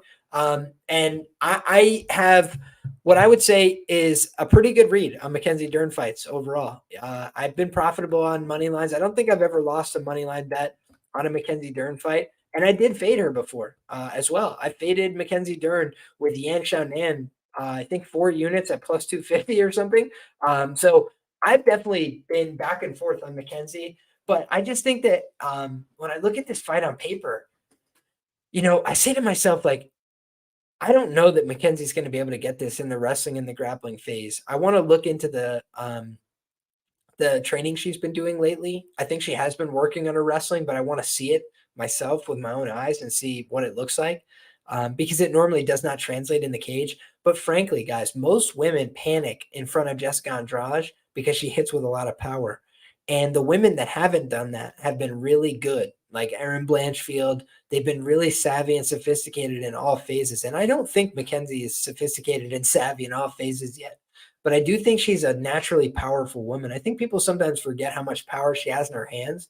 She's dropped women before in the UFC knockdowns in this organization, just like Amanda Lemos, right? Amanda Lemos obviously has more power, but MacKenzie has some power in her hands, right? She's not completely pillow fisted like a lot of women in the UFC, no disrespect, but just like we see, many women in the UFC don't have knockdowns. That's just not a part of the offering they bring to the table. And MacKenzie does. But also, we just don't see as much ground and pound from MacKenzie on the historical record.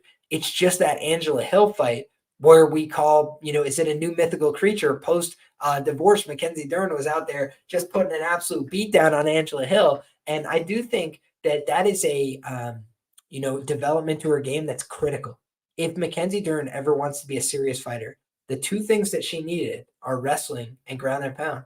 Because the key about her jiu-jitsu is her transitions are beautiful. Her control is great. But when you have those control positions, you have to make the most of them. You can't just go for submissions where you expend a lot of energy. And if you don't get them, the return on investment is low. Whereas if I get to a dominant position, then I hit you with 5 elbows and make you turn to a bad spot to give up a choke. Now then the submission attempt is great because it doesn't come at an energy cost. It comes at the fact that you want to break, you want to give up. So for me, I think that MacKenzie Dern does have room for improvement, but the line has come down significantly, right? She was a big underdog. I know sharps that bet it hugely when it came out. I'll just tell you the truth on the MacKenzie Dern side.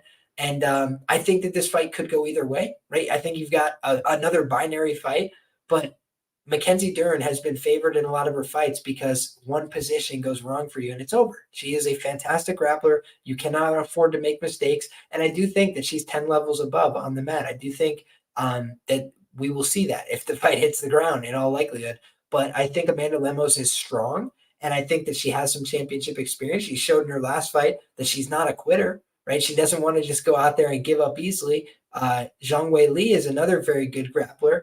But Zhang Weili, guys, is a very good grappler for MMA, and she's a very good all-around fighter. She mixed in the ground and pound. She did everything right there. But she's not as committed a submission threat or as sophisticated a submission threat as MacKenzie Dern, and that's just a fact. So I think that it's a great booking. I think that both these women have a lot to prove here.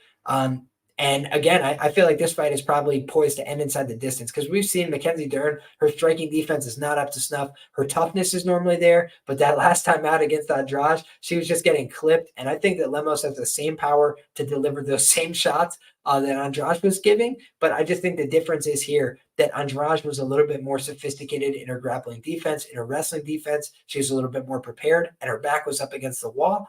And I just think that MacKenzie, her back's a little bit more against the wall in this spot. And I think that we might see a better performance as a result. So give me MacKenzie Dern here, but very hesitant, right? I'm going to say more confident that this fight is not going to the scorecards, as a matter of fact. But with that being said, guys, let's move along to the next fight where we've got Marcos Rogerio de Lima, Marcos Peizao taking on bad man Justin Tafa. This is going to be an interesting spot. The one thing I should mention, somebody asked in the chat, and I will pull up who it was. You think Dern will be the same after 4 drops? It's a great point that you raised there because the other thing is that fight was November 11th. So this is a really quick turnaround for MacKenzie. That I do not like to see for MacKenzie. So I'll tell you right off the bat, that does make me more bullish on the fight not to go, but that doesn't make me more bullish on MacKenzie. That makes me much less bullish on MacKenzie. So great point there. Thank you for the heads up. Kind of like Volkanovski, right? Making a really quick turnaround after getting knocked out. Maybe it works out, right? But it just seems like a lot. It seems like it makes it harder than it needs to be. Next up, guys, we've got like I said, Marcos Peizao, Rogerio de Lima taking on the bad man, Justin Tafa. And this is a spot where we're back in the heavyweight division. And I think people are confidently betting Peizao here. And I can't do that because last time out, I bet Peizao. And you could say that was a square bet on Derek Lewis. I would say it was a square bet. I beat the number by a lot, right? I got like plus 100, minus 113, whatever it was. And it ends up closing like minus 200, minus 220. The CLV curse got you. So, he ends up getting knocked out in the first exchange by Derek Lewis there. He said he was expecting a Superman punch. Instead, it's a flying knee up the middle. Thanks for playing. But the thing that really concerned me, guys, is right after that fight, if you guys remember, in the immediate aftermath, he said, this knockout, it loosened all my teeth. I can't eat. I can't do this. I can't drink. I was like, like that's a really serious injury, right? To have all your teeth be loosened up. And now he's getting back in there with the bad man, Justin Tafa. Yeah, he's a guy that'll loosen up some teeth for you, if they're not already loose, right? So that just seems to me like another fight where, hey, he could go out there and wrestle. He could go out there and grapple. No doubt about it, right? He could get on top of this guy. He's got the skills.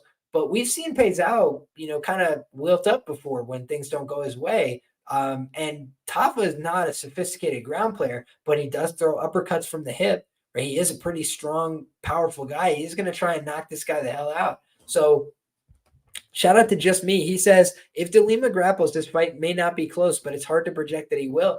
I mean, even when he has gone out there and grappled, they've screwed him before, right? He went out there and he grappled Blagoy Ivanov, took him down, and they didn't give him the credit there. I thought that he won that fight, but hey, it doesn't always go your way, right?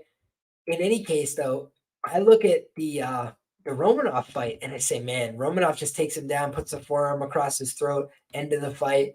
Stefan Struve was able to go out there and submit him. Oban St. Preux able to go out there and submit him. So in the heavyweight division, he's starting to make a little bit more bread for himself, beating the Andrei Arlovskis and the Ben Rothwells of the division. He does have some power in his hands. He does have an ability to go out there and throw low kicks. He does have an ability to grapple, which most guys cannot do in the heavyweight division. So it's not like he's up S Creek without a paddle. It's not like he doesn't have any skills, but he is the more experienced UFC guy here, and that comes with some costs and some benefits, right? He's the guy who's going to be 38 years of age. He's going to have a 1-inch reach advantage, a 1-inch height advantage, and he's the much better grappler. So I could definitely see the case for Rogerio de Lima for Peizao. But the other thing I'll mention, guys, is we have definitely seen that 38-year-olds, and older have been much more likely to get knocked out. According to the book Fightnomics, the rate at which they get KO'd skyrockets. And this is a 38-year-old fighter in the heavyweight division where power is at a premium. Right. And Justin Tafa is a scary guy with some power. So I think this could go either way. But I don't know that I could trust Peizao coming off a fight where he got a bunch of his teeth loosened against the Black Beast. Coming back from that to this sounds like a tough sell for me. Meanwhile, you've got a bunch of momentum on the side of Justin Tafa, 3 straight wins over the lowest end in the division, Harry Hunsucker, Parker Porter, and Austin Lane in 2 straight fights. So definitely a step up in competition here. I'm not saying that I'm going to go out and bet Justin Badman Tafa, but I think Justin Tafa correlated with the under 2.5 here if he's going to win this fight more often than not. That's what I bet against Parker Porter, if I remember correctly, like Justin Tafa and the under plus 200, just because that's how he goes out there and wins his fights. He rocks people with the hands. He puts them down. He does have a win, 2 close losses in the UFC as well via decision. And he did get knocked out by Yorgan de Castro. So definitely not a trustworthy fighter. He could get clipped here as well. But I think that Peizao let me down so hard in his last fight that I don't know if I could pick him here. Let's move along to the next fight, guys, where we've got Rinya Nakamura taking on Carlos Vera. And I'll tell you the truth, guys. I've done a little bit of digging into some of these fighters on the early card just so I have more to say on my breakdowns. I have not done any breakdown for Carlos Vera. So I have absolutely zero to add about Carlos Vera. Let's just talk about his record. He is 36 years of age. He is coming off of a loss. Wow, that's really surprising. He fought on tough. He lost to Brad Katona. So actually, you know what? I might have notes on this guy. I think I taped Brad Katona on The Ultimate Fighter. Let me see. Yeah, no, I don't have notes on that one. Okay, interesting. So Carlos Vera, I got nothing on this guy, and he's lost to Levi Moles, who's a good fighter. He lost to Greg Fisher. Greg Fisher seems like a pretty decent fighter as well. I'm not really familiar with his work, but he's lost to notable names. And then he lost to Brad Katona, right? So you don't look at his record and say, man, this guy stinks. He's got all these terrible losses. Training out of 50-50 Martial Arts Academy, which is interesting as well. I believe that's Ryan Hall's gym. And looking to see if there's any pictures of him training with Ryan Hall himself.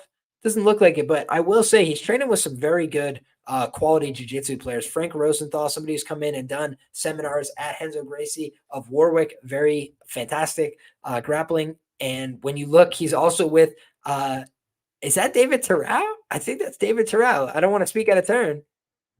Yeah, that is David Terrell, one of my favorite wrestlers to watch. He's now a judo black belt and an IBJJF brown belt no-gi world champion. So shout out to David Terrell. I'll just let you guys know, David Terrell back in the day, one of the most fun college wrestlers to watch. So if you never watched David Terrell, just go on David Terrell college wrestling highlights and educate yourself. That guy is an absolute fun guy to watch. So what I can tell you is Carlos Vera is training with excellent grapplers, right? He's training with very high-level players on the ground at 50-50. Of that, there could be little doubt. But he's still stepping in there with a guy who is very strong physically in Rinya Nakamura, who's very dangerous. And, he has been submitted in losses before. So, he's obviously trying to work on those elements of his game. I appreciate that. I respect that.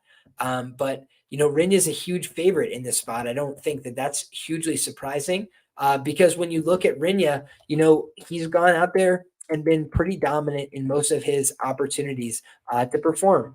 Rinya also comes from a very high-level wrestling background. People that don't know game in the wrestling world, that's okay, right? It's a niche sport. But international wrestling, one of the powerhouses for women's wrestling is Japan, and Japan continues to get better and better with the men's wrestling side of things as well. Very quality athletes at the U23 level, at the senior level as well. So I think Rinya Nakamura has kind of put himself on the map as a very standout international athlete, and now he's transitioned his skills over to MMA. That's the kind of thing that you like to see, these high-level athletes that translate over at a young age. So they've got a background of specialization in a real sport, right? Wrestling, they've got that background. But now at 28 years of age, getting all the skills, working on putting it all together, he has wins via submission. He has wins via knockout. He has wins via TKO. And now he went out there and earned a win via decision against Fernie Garcia. You saw in his last fight, Fernie Garcia was very stingy in the grappling, right? He was put in terrible situations by Hyder Emil. He was gassed. He wanted to quit, and he still didn't. he went out there and just gutted through. He took a ton of damage in that spot. So Fernie ended up getting put away, just like me and Rich expected. But in that spot, Fernie showed heart. He showed toughness. He showed grittiness. He showed that he didn't want to give up. And what he also showed is, he was willing to, basically fight kill or be killed style, but he wasn't going to go out there and get submitted easily. So Rinya wanted to take this guy to the ground. He wanted to dominate and impose his skills. But he said, I'm not going to put pressure on myself to finish because I need to go out there and get some time, get some experience in the cage, and get better. And now he's got a spot where he's got an older opponent, 36, and I bet the UFC is going to give him a little prodding. Hey, man, go out there, build up your name, build up your presence, go out there and show that you can get a big finish, you can get a big win. I think he could break him down with the hands. I think he potentially break him down and get a submission as well. But I'm going to do my due diligence. I'm going to do my tape study and make sure that everything checks out. But just on paper, 28-year-old Olympic level athlete against a guy who's kind of been floundering on the regional scene and just waiting for an opportunity, that seems like the guy who will say yes to any really tough fight, get the L, and then, hope to get another more winnable fight in his second outing. So I do think that, is Vera a guy who's dead to rights winning UFC fights? No, I don't think so. But I think Rinya Nakamura is too much too soon. Like for a guy like this, 36 years of age, but hasn't really beaten anybody of quality and substance. Maybe he can get one over on the young prospect, right? We've seen it before where prospects drop the ball, but I just think this guy's too athletic, too dynamic, and too sound in all positions right now. So give me Rinya to get that fight done and probably get it done inside the distance, but do a little bit more digging and due diligence before I have anything official there. Next up, we've got Mingyang Zhang taking on Brenson Ribeiro. And Brenson Ribeiro was an underdog on the Contender Series, guys. A lot of people thought Brenson was going to get washed because he was fighting somebody in Bruno Lopes who was highly touted. But I believe that this guy was talented, right? I just looked at him. I'm like, man, I'm not seeing a guy who's a complete washout, a complete bum, a complete fraud, a complete failure. And everybody seemed to just anoint his opponent going into that last one. 15-5, not the greatest record you've ever seen on paper, right? He had lost as recently as 2022 against David Barakudian. He'd also lost to Marcio Breno. So these are not great losses to have on your record. But for me, he's a guy who could just go out there and kill anybody, right? He can knock out any fighter, and he could also get beat. He could get finished. He could get hurt. He could get clipped. So he's a guy that has, big win potential, big loss potential. He could get embarrassed, but he could have a huge win. And when you look at Mingyang Zhang, he's a guy that has definitely had a similar archetype of career, right? Has not lost a fight since 2019, but prior to that, I have watched him lose to Askar Mozarov, the fraudulent guy who came to the UFC and got stomped out by Alonzo Menefield. He did lose a fight to him. They had a competitive back and forth. He took him down several times, but he ended up getting clipped and knocked out in that fight. Not what you want to see. However, we've also seen Zhang go out there and deal some big knockouts of his own, right? He got knocked out as well by John Vake. He got he got submitted by King Tao Han in his professional debut. But we saw in that last fight on Road to UFC, you can find this one on Fight Pass if you're looking for it, George Tokos, I believe. He absolutely flatlined Tokos, guys. It's a brutal knockout, hard to watch. He ends up like folding him back over his own leg, and he is just punching a lifeless body. And that guy was out after they were reading the announcements still. Like, he was out badly. He was not awake for a long time. So Zhang has a lot of power, and he was wearing some marks on his face, right? He definitely took some shots, but he was confident, smiling. He did not seem deterred at all by getting hit. So he seems like a guy who's going to trend towards unders. He seems like a guy who's going to trend towards violence, but he seems like a guy who's going to be, live to win a lot of fights. He goes out there and throws with bad intentions. He might be sauced to the gills. It kind of looks like it to me. I'm not sure, but we'll see the weigh-ins. We'll see the face-offs, exactly how he looks. But I think Brenson Ribeiro is a guy that could go out there and win any fight or lose any fight. And I think the same of Zhang here. So I'm almost tempted to just be on the under here and hope that one of these guys finds that kill shot. But that's the way that I see that. I see this as a very dangerous fight for both guys. Maybe that'll make him a little more tentative. I'll have to think it over, have to watch a little bit more footage. But watching a lot of Zhang's fights, he's aggressive. He's getting in people's face. He throws with a lot of power. He likes to hurt people. And when he hurts them, he follows up with a lot of aggression. So if that's going to be the case here, I think he's going to clip Ribeiro, or Ribeiro is going to clip him, because Ribeiro has a lot of power. Ribeiro is willing to get in somebody's face and look for the kill shot as well. So for me, this just seems like a super volatile fight. And I think this is going to be a fantastic scrap where somebody hits the deck. Love you, brother. Prepare to meet the true Lord. Love it. Love it. So I think that, the Mountain Tiger, Ming Yang Zhang, is somebody that the UFC would love to have burst on the scene here with a big win. They're looking for Chinese fighters to market, right? And I do think that he fits the bill. Bigger guy as well, looking for a bigger weight division. But they're not doing him any, easy fights here, right? They're giving him a Brenson Ribeiro, who is coming off a big win, who did have a nice showing on Contender Series, who is out of a serious gym in Evolução, Thai. I believe that's where we saw, what's his name, Thiago Santos, and a few other UFC level fighters emerge from as well. So Brenson Ribeiro trains with real fighters. That was why I thought he was live on the Contender Series. And I think he's live in this fight as well. But this is a fight where if it does stay on the feet, then I think that Zhang is going to be very live. So I'll be curious what the Ribeiro sub prop is. I do think that he's probably the more sophisticated grappler, if I'd have to guess. So, a couple of interesting ways that this fight could be played. But we can move along to the next fight here, guys, where we've got a fascinating welterweight matchup between Josh Quinlan and Danny Left Hand to God Barlow. And Danny Barlow is a fun fighter, guys. He goes out there and he's typically looking for that knockout shot. 2 wins by decision. But his last fight against Raheem Forrest, quick work, right? 1 minute, 19 seconds, was able to go out there, get the finish. And we saw against Jarius Gill, another first-round knockout in the CFFC. Walked him down, landed big shots, took the shots that were coming back, had no fear, and was willing to pursue, was willing to land a couple of big shots. So I think that when we see this guy fighting, we've seen he really likes to get in there and work his, left hand, right? Left hand to God. He likes to go out there, apply that craft as a southpaw. He likes to put the jab out there just a little bit, but more often he's trying to muffle your lead hand and come with that left hand behind it. He likes to snap off that lead, the rear leg low kick right into your lead leg in the soft part of your calf. He does a great job kicking people out of their stance and following with the left hand. So I think Barlow has some good skills. I think he's got some good power. And I actually bet him to win by sub on the Contender Series for a small amount. I think it was a quarter unit at plus 1,200 or something like that, because I had seen him win a fight by submission against TJ Welch on the amateur scene, as well as against Lazaro Perez on the professional ranks.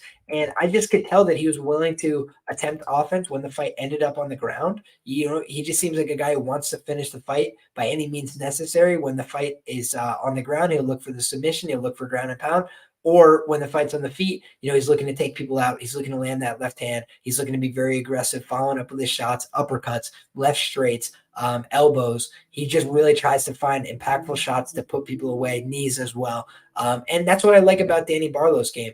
On the Josh Quinlan side of things, I listened to an interview with this guy. Seems very thoughtful, seems very reflective. Also seems very committed to his career, right? Said basically, I don't do anything else. I just train mixed martial arts. And, when I relax, I go to a coffee shop and journal and reflect on where I'm at and where I want to go in my career and what I'm doing. And he just seems like a down-to-earth, humble guy that was, humbled in his last fight and wants to improve and get better. And we saw that Josh Quinlan 1-1 in the UFC, right? Jason Witt, kind of a free win. A guy who doesn't have a great chin against a guy with big power. He went out there and delivered, got the job done against a guy that could wrestle, theoretically, give him a hard time. He had a fight that he won against Logan Urban, but it was overturned to a no contest, pop for something in that fight. I can't remember exactly what it was. I'll look that up and have it for you for bets and banter. But then the Trey Waters fight. Trey Waters comes off the Contender Series and just absolutely, pitched a shutout there. The younger fighter, 28 years of age, had a huge reach advantage, a big height advantage as well, was able to go out there and just dictate the range, dictate the pace, keep him at bay. And I think we saw a lot of frustration in that fight from Quinlan. I think that he did not know how to close the distance exactly. And he said, what I've been working on in this fight is closing the distance, being more efficient, getting inside a range and doing it smart. So I think that he's got the right ideas for what he needs to do. But I also think that if I was fighting a guy like Danny Barlow, I'd be trying to take him to the ground, man. I would not be trying to deal with that left hand to God coming at my head because Danny swings with a lot of power. He swings with a lot of bad intentions. He's not afraid to get into a firefight in the middle. And I do think that Josh, because of the range, because of the size, could be at a huge disadvantage in those kind of exchanges. You've got an 8-inch reach advantage here for the Danny Barlow side and a 2-inch height advantage. So he does have some similar attributes, some similar things on paper that gave him trouble in the Trey Waters matchup, including that length and that height. And additionally, he is a similarly younger fighter in Danny Barlow. So I think that Barlow is a tough guy to deal with. I think both these guys are very dangerous. So this should be a fun fight. This should be a nerve-wracking fight. But if Quinlan means what he says, then he's going to try and present himself in the pocket and create his exchanges and dictate from inside a range. And I think if that's the case, this fight is going to be violent. This fight is going to be explosive. This fight could end in a blink of an eye. And, I just am curious to see if Quinlan has the goods, the firepower to take out a guy like Barlow, who has not been finished since his amateur days. However, he was an amateur as recently as 2021. So this is a guy that turned pro back in 2021, kind of had a pretty rushed career as a professional to make it to the UFC so quickly. So let's see exactly how prepared he is for this level at 28 years of age. But he's a fun guy with a fun style. I think these guys are going to get in the pocket and throw down. So for me, this is a fight that's trending towards violence, baby. What you love to see. So hopefully these two welterweights can go out there and put on a fun fight and deliver. Speaking of welterweights, we've got a newly minted welterweight, Val Woodburn, taking on Oban Elliott. And this is the Welsh gangster, Oban Elliott, returning to the octagon after getting making his octagon debut after getting the win at the Apex over Kike Brito via majority decision 5 months ago. Kike Brito, very talented fighter, right? And I think that was a wake-up call. Oban Elliott's gone out there and gotten the win as an underdog a couple times in his career, whether that's on the regional scene or whether that is in that Contender Series showcase that he had last time out.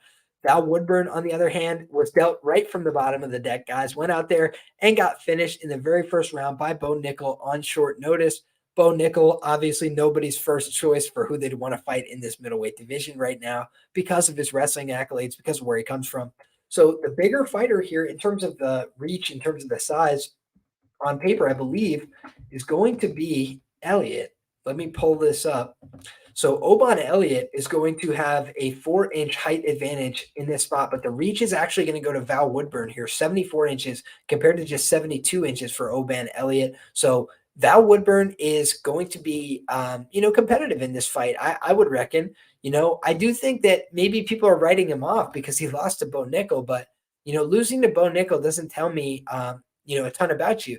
The other fights that he lost were majority decision and a unanimous decision on the amateur circuit way back in 2018. So Val has put together, a lot more skills since then, and he is just 30 years of age. So now at 30 years of age, he turned professional. Let's take a look at 26 years of age. He's now 4 years into his professional career, and he just took on his first really, really tough opponent, was a plus 900 underdog against Bo Nickel and got smoked in the first round. Don't think there's a ton of shame in that. And he was really nervous about the takedowns, right? So he didn't have his guard up in that spot. Now I'm looking at the fact that he was supposed to fight Marco Tulio, a recent signee as well. And instead, they weren't able to make that one happen. So this Oban Elliott fight is the next fight up, right? Woodburn signed to the UFC. He was supposed to fight on Contender Series. So that's an interesting one. What could have been. But for me, I think that this guy, Val Woodburn, people are giving him a lot of grief, but Fusion XL, it's a good gym, man, down in Florida. Val, he said, the reason I've taken this time off is I wanted to figure out what was the best weight class for me. And at 170, I do think he could be a competitive fighter. So for me, this is an interesting matchup. I don't know who's going to win this one, but I just think that people have a lot of confidence for a UFC debutante in the Welsh gangster here. And I just think that Val, could definitely compete with him. So for me, it seems like a little bit more honest fight than the odds would let on. But maybe there's something I'm missing here. So I'm going to dig into the tape. The tape is always your friend, right? It could tell you, maybe what you're missing. Hey, here's this glaring weakness or something like that. But, I just think that 8 months off seems like sufficient time, cutting down to a more efficient weight class. Just seems like he's making some of the right decisions. So I want to hear Val Woodburn, what he has to say, and see if he's done any interviews. And if so, that would be awesome to check out. But I think that he could definitely go out there and compete. I don't think he's a pushover. Next up, last and least. No, I'm kidding. I'm kidding. I'm absolutely kidding. We have the fantastic matchup, guys. The curtain jerker of the evening, Miranda, Fear the Maverick, taking on Andrea KGB Lee. So we'll take a cheers to that. And we're totally kidding because Miranda Maverick has been a money printer for this show. We've hit her by submission for big amounts. Against Sabina Mazo, that was a nice spot. And frankly, we cashed Aaron Blanchfield plus money on the money line as well against Miranda Maverick. So we've been able to pick our spots when to roll with Miranda, when to go against Miranda. But I think that she has been a talented prospect overall, right? She's 25 or 26 years of age, I believe. Let me go back and check that. 26 years of age, guys, so still quite young. And she got to the UFC at a young age. And she's been going out there and competing, right? She's taken on a pretty tough brand of competition throughout her run in the UFC. Losses to Jasmine Jasudavicius, Aaron Blanchfield. These are girls that are strong, physical, know how to wrestle, know how to grapple, can mix it up in multiple phases, not afraid to get punched in the face. So I think that when you look at Miranda Maverick, she's fought really tough girls. She's put herself in some vulnerable spots. And she's calling for this fight with Andrea Lee, right? She asked for this fight. This is not an easy fight. Andrea Lee is a tough girl. Talented girl, been around for a long time. But I think that maybe what Miranda is hoping and seeing is that Andrea is a girl that has been around the UFC for a very long time. And Andrea has been on a 3-fight skid. And it looks like maybe she's slowing down at the end of her fights, maybe not having the same cardio to push in round 3 at all times that she would hope for, that she would want to see. And so I do think that when you've lost so many of these fights via decision, right? 2-6 in her last 8 UFC bouts. That's a tough run in these fights for Andrea KGB Lee. And so my whole question with this handicapping will be, what is her level of motivation at? Is she here for a paycheck? Does she want to be here? Is she here because she thinks that she needs to be here? It's the kind of thing where I don't know what to expect from Andrea, because I feel like she's looked a little bit broken and dejected at times in the corner, looking like she doesn't want to be there, looking like she's going through the motions. And that's not the kind of approach I think that you need to have against Miranda Maverick, who's typically going to try and drown you, right? She's going to try and take you down. She's going to try and beat you up. She's going to try and elbow you, and she's going to try to submit you. So the question is, how does Miranda approach the fight? Suzanne asks, Miranda has lost in the striking, lost in the grappling. What is she good at? Is she a grappler or a striker mainly? The thing is, Miranda, I think, was underprepared for the Jasmine Jasudavicius fight. And I think that it was a fight that was beneficial for Jasmine at the time. Context was everything. But I think that if they reran that fight, that is a fight that Miranda could win. But the way she'd have to do it is by taking her down. Miranda is very good on the ground, but she needs the fight to be in her phase, right? She needs to get the fight to the ground. I think sometimes her in between is what lacks, right? The ability to take the fight from the striking phase to the wrestling, to the grappling is important. Jeff Bruno says, Andrea Lee also can't change the direction of the fight from round to round because her corner never gives her good advice. Hey, man, when you got Tony Kelly in your corner giving you advice, you can't really blame her for not getting good advice there, right? The collective IQ of the corner is probably not extremely high, but in any case, we do wish them the best, right? All good luck to these women. But when I'm looking at it, man, I just say I think Miranda Maverick is a little bit more prepared to go out there and find wins, right? 4-5 in her career to the decision is Miranda Maverick, compared to 5-7 career to the decision for Andrea Lee. So both of these women tend to go out there and find a way to lose decisions. But I just have this feeling that Miranda Maverick wants it better right now. I think she's a little bit more committed to the game. I think she's a little bit more serious, a little bit more dangerous. And I think that Miranda is going to be able to get on top in this fight, to probably take her to the ground.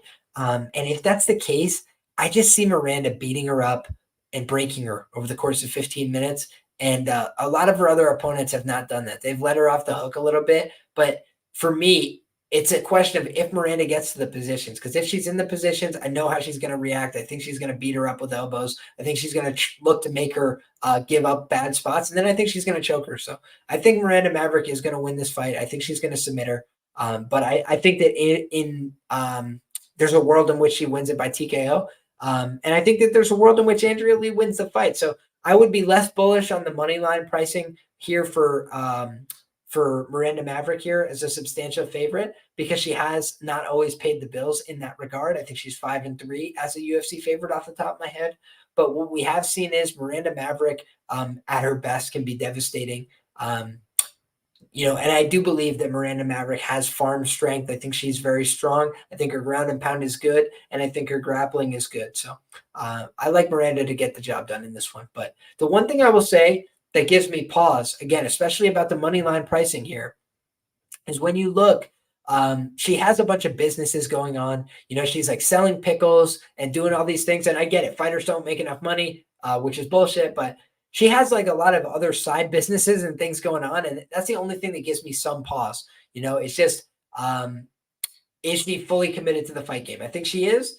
But I just want to make sure that I'm going to do my social media due diligence as well. But I think Miranda trains with good fighters, and I think that she has the stamp of approval from a lot of high-level girls as well that like training with her, that think she's high-level. So for me, that's something else I'm going to look into this week. But there you have it, guys. Almost 2 hours on the clock, but I wanted to give you guys a full-throated breakdown for these fights because they deserve it, because they're high level, because they're really interesting, and because you guys are the sharpest chat in the game. So thank you all very much for the support. Want to say, if you're still rocking with us, make sure you drop a like before you get out of here on this video. It really helps grow the channel. It helps other people find the videos, and I really appreciate that help and support from you guys. It means the world. If you guys are looking to go deeper on my content to find the research and analysis that I do, a lot of people join my Patreon to get my information, not to tail my bets, to just go on there and say, hey, I bet myself, I have a process, but I think that I could benefit from the trends, the stats, the information, the tape,